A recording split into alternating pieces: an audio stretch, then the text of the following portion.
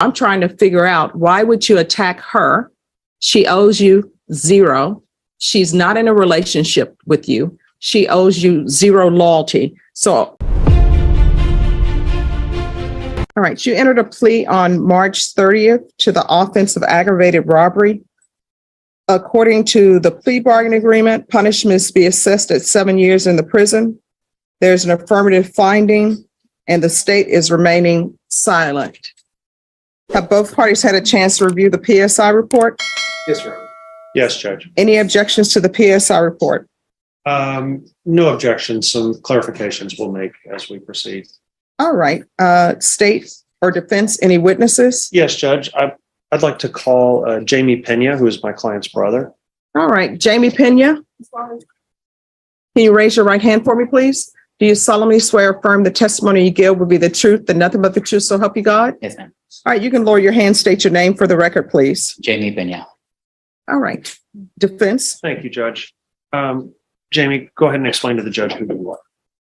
The older brother of Jacqueline Wallace. We grew up together. Our mother was the sole caretaker of us. What do you do for a living?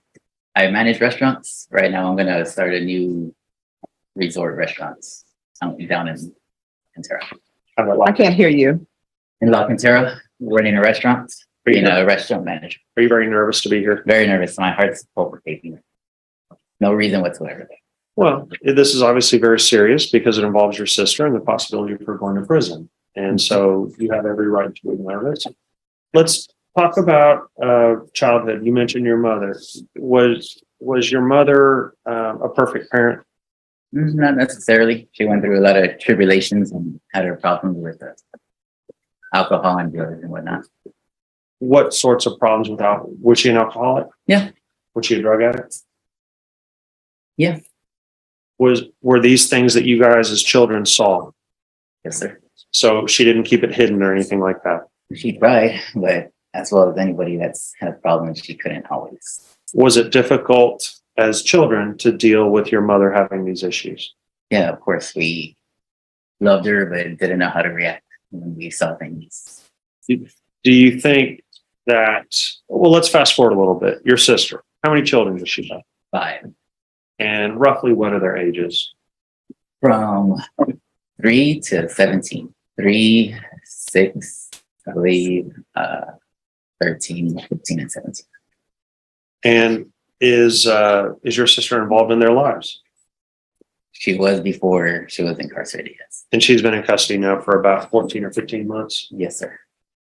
Now, let's talk about what if the judge has a very important decision to make, and that is, do I send Jacqueline to prison or do I place her on deferred adjudication probation? I believe she needs to be there for her kids. Her kids are definitely spread out all over the place too, or I don't even know, are unaccounted for. The middle one is with a friend's family in Beeville, and the 2 younger are with the father's family. They definitely need their parents. The second to oldest is. Let me interrupt you for just a second. So the 5 children are with various friends and family members, right? Mm-hmm. And Jacqueline had them all prior to being arrested, correct? Yes, sir. To your knowledge, is CPS involved with any of them right now? Right there, I know. Because they're not. CPS is not involved. Now, you come to learn some of the facts of this case, right? Yes, sir. Yes, sir. Did you know the complainant named Renee? Briefly, I didn't know him thoroughly. Was your sister supporting him? She was. Was he ever working? He was not. Was he kind of worthless? Very much so. All right. And how was your sister supporting the family? She said she would get odd jobs here and there, and then I know she had some financial support from her dad, and he recently passed away. So that's out of the picture as well. I'd also like to talk to you in the past. A few years back, your sister did have a substance problem, didn't she? She did. What substance was that? I believe it was methamphetamine.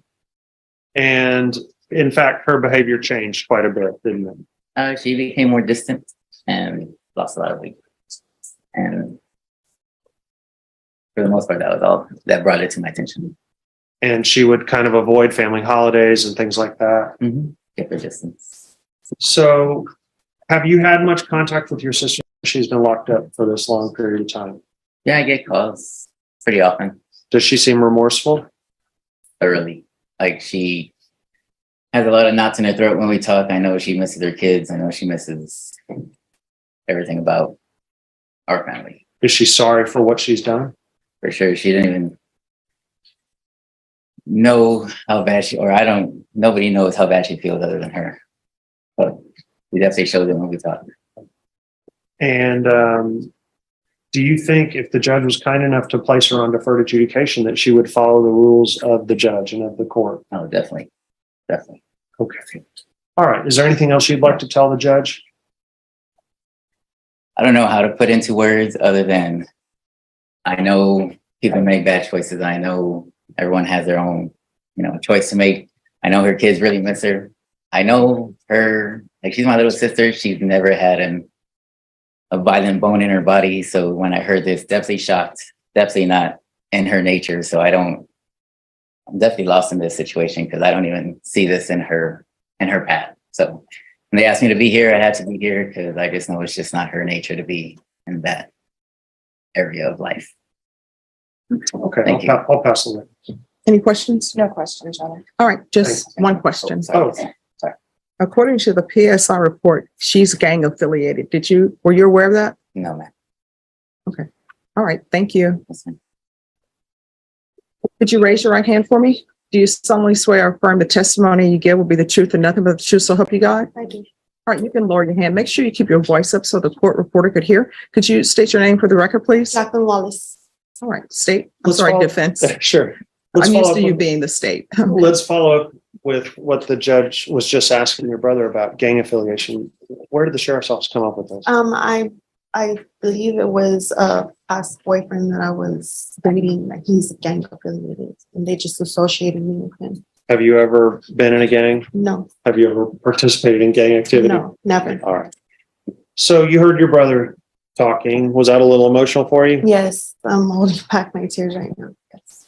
Now, let's sort of talk about things. Would you agree with what he was talking about with regard to your mother? Yes. Did you have a difficult childhood? Yes, I did. Your mother had some mental health issues, some Yes. substance issues, Yes, she did. and it's not to blame her for your problems, but maybe your childhood wasn't the easiest. No, I was left to take care of her. I saw a lot that I shouldn't have seen. And you continued to care for her up until the end of her life, right? Yes, that's correct. Were you staying with her? Yes, I was. And you were helping care for her, weren't you? Yes, I was. Up until she died about 4 years ago. Yes. Let's talk about your children. Obviously, you're close to your children, aren't you? Yes, very close. And they're not in CPS custody right now or anything? No, not at all. And the goal for you would be to hopefully get out, get a job, get your children back, you establish an apartment wherever you're going to be living and have your children back. Correct? Definitely. Yes. Now, this is a very serious offense that you pled guilty to, Yes. right? And we've gone through the PSI together and we're talking about how one complainant seems very forgiving and the other one, your ex-boyfriend, seems to be being kind of stern about this, I guess. Yes. Were you supporting him prior to this? Yes, I was. Was he cheating on you? Yes, he was. Is that what enraged you? Yes, definitely. Is that what led to this whole event? That's exactly what led to this event. Yes. So you don't normally go around beating people up? No, never. You don't normally go around getting into people's apartments or houses? No, never. And was he ever working or anything like that? No, never. How were you supporting him? I was working for a temp agency called Infinity for catering. That's what I was doing. Okay, so you were working with a catering company? Yes. All right. What would you like to tell the judge today about your life, this case, your future, anything like that? I do want to say that I'm very sorry for what I did. I never intended it to get as bad as it did. I know that I should have handled things a lot differently. And I I was just very upset. I was angry. I was enraged. I don't know how else to explain it, but I'm very sorry for what I did. Jacqueline, has this 15 months you've been locked up been hard on you? Yes, very. It's hard to be away from my kids. This is the longest I've ever been apart from my children. Will you comply with any terms that the judge would impose if she was nice enough to give you the deferred adjudication? Yes, definitely. Would you, you'll show up at any appointments they make you go to? You'll go to any sort of mental health treatment or classes or anything like that? Yes, I'll do everything I'm supposed to do. And what is your goal whenever you get out? What is your goal? My goal is to get a stable job and provide a home for my kids, myself. Okay. Is there anything else you want to tell the judge? Just again that I'm sorry for the offense that I committed. Okay. I have nothing further, Judge. Yes, Your Honor. The state has some questions. Ms. Wallace, who is Juan Rattana? He is the father of my youngest two kids. And where was Juan Rattana on the day of this incident? He was there with me. Okay, so why did you tell the PSI officer that you acted alone? I don't remember telling the PSI officer that. Okay, so the PSI, on page number 9, I point the court to page 9 of the PSI. The PSI officer put in quotations, "I was in a relationship with Renee. I just caught him cheating on me with Margie. I went in with my key and she was standing there in the living room wearing my lingerie. Me and her fought and he came out of the room and we fought too." That's pretty much it. They said there was other people there, but there wasn't. Because they said there was like 4 or 5 people there and there wasn't. It was just us two. It was just you and Juan Rattana? This right here is the moment the courtroom mood completely changes. Up until now, the defense had successfully built sympathy around Jacqueline's childhood, addiction struggles, and separation from her kids. But once the PSI statement gets compared against her testimony, credibility instantly becomes the biggest issue in the case. Judges pay extremely close attention to inconsistencies because sentencing decisions often come down to trust and accountability. And now the court is realizing there may have been more involvement in this incident than originally presented. You can actually feel the tension rising because deferred adjudication was still on the table, but contradictions like this can absolutely destroy a defendant's chances. Do you think the judge should still show leniency here, or did these conflicting statements cross the line? In the past. All right. Okay, is there anything else? Just argument, Judge. All right, court will hear argument. Sure. Judge, obviously, she has been locked up for a long, long time, and she's still a very young woman. She's only 36 years old. Her children are some of them are very young, and the others are just getting into their mid to late teens.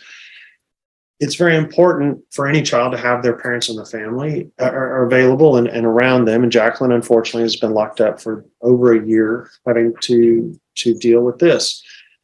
She understands the wrong that she has done. She has admitted to the court that she has done wrong. She has been very apologetic about what happened.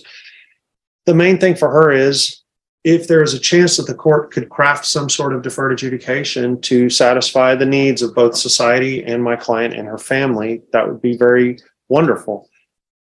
I think my client has learned her lesson. I think she obviously acted out in a way on that day that was inappropriate and got her arrested and was very serious. And thank goodness it wasn't worse. But I think she's had a lot of time to reflect on things. She's had a lot of times to suffer being away from her children. And because of all that, I think she has been punished to a large degree with the 15 months she's been in. She will continue to be punished if you do place her on probation, because she'll have to comply with any and all terms that you impose. We would just hope that, based upon what you've heard and what you see in the PSI, that you would agree that deferred adjudication can solve or satisfy all the needs of all the different interests that you're thinking about right now. The defense is making one final emotional push before the judge decides whether Jacqueline deserves prison or probation. They're emphasizing the 15 months she already spent locked up, her remorse, and the impact this entire situation has had on her 5 children. But here's what makes this hearing so intense. The court isn't just evaluating the crime itself anymore. Judge Boyd is now focused on decision-making, accountability, and whether Jacqueline truly understands how badly this situation spiraled. And then comes the question that completely reframes the case. Instead of focusing on the cheating boyfriend, the judge zeroes in on why the anger got directed toward the other woman. That single line of questioning turns this from a sympathy-driven hearing into a brutally honest conversation about personal responsibility. Maybe somebody can explain this to the court. I never understood. If you're in a relationship with someone, in this case, you're in a relationship with a guy, and he cheats on you, why are we always attacking the female who owes you no sense of loyalty? Why is that? She knew that me and him were in a relationship. Yes, but she's not in a relationship with you, so she owes you zero loyalty. So I'm trying to figure out, why would you attack her? She owes you zero. She's not in a relationship with you. She owes you zero loyalty. So, of course, I don't think anybody should be attacking anyone. My motto is, if somebody cheats on you, you either make a decision. Either you're going to stay with the person who's cheating on you and get over that, or either you're going to say this relationship is over. But still, what I don't understand is when you have females or either males who are in relationships with someone, and the person who owes them loyalty, who says they're in love with them, cheats on them, they always attack the female or whoever it may be who owes zero loyalty. So regardless of whether she knew you were in a relationship with him, why would you attack her? I don't understand. Help me understand why you would attack someone who has absolutely nothing to do with you. Your Honor, there's really no explanation for my action. Like I said, I was just in a rage and she was there, so it just happened. Passion is a very powerful thing, Judge, and unfortunately, a lot of people come before you that have committed crimes as a result of that. And it's not that there's a good explanation for it, but sometimes our emotions get the better of us, unfortunately. And Jacqueline understands now how worthless Renee really was for her, and what a drain on her he really was. And so to get herself locked up for 15 months over this guy has been especially painful for her.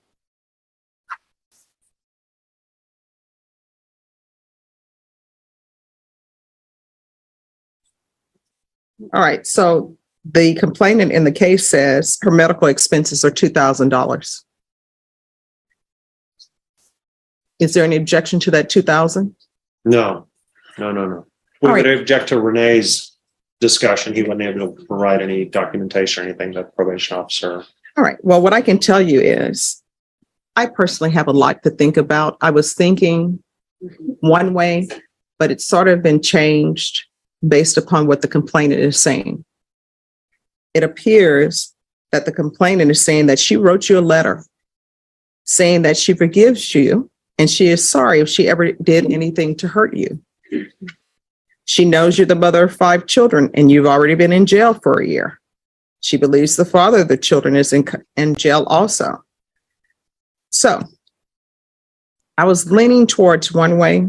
I'm going to need to think about this a little bit. So what we're going to do is, Ms. Ferguson, can we bring this case back? Can we bring this back on Monday? Yes, ma'am. All right, I'll make my decision on Monday. Okay, thank you, Judge. Thank you. You're welcome. Are you Ms. Wallace? All right, we're back. The reason why we're back is because the court was making a determination on whether or not to give you deferred adjudication, because the court heard some things from both parties that gave the court pause. Is there anything else either party would like to say to the court before I make my announcement? Judge, I know you have a memory like a steel trap, so I don't need to follow up too much, but if you'll recall, there were 2 complainants on this case, one of which was my client's ex-boyfriend, and you were discussing with my client the passion and the rage that must have gone into her thought process, basically, in terms of why this happened. The female complainant is the one that wrote a letter to my client while she was in jail. She has forgiven my client. It sounds like she wants to move on with her life and doesn't seem particularly opposed, if at all, to my client getting the deferred. Interestingly, the complainant who is opposed is my client's ex-boyfriend, the one that was cheating on her, the one that my client was supporting, the one that never. All right, everyone, please whisper.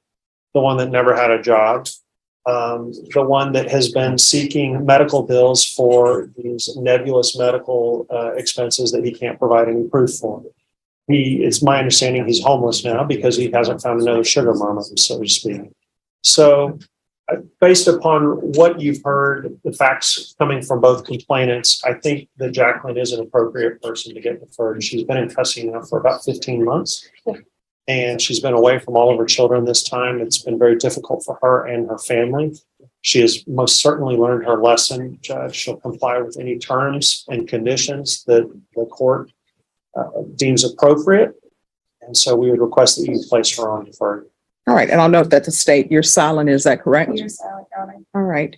Any issues you wish to speak to, which are what you would deem questionable facts that are being presented by Ms. Wallace from last hearing or no? Your Honor, I believe we clarified in the PSI, there was a statement from her where she said that there was no one else involved. I did clarify that on questioning Ms. Wallace, and she did affirm again that Juan Rattana was there and was not going to participate with her. So I don't have any other issues. All right. So, Ms. Wallace, I'm going to give you a choice. Normally, I can't give people choices, but the state is silent. I can sentence you to 5 years prison. Because of the nature of the case, you would have to do half the time before you're eligible for parole, or either I can give you 9 years deferred adjudication.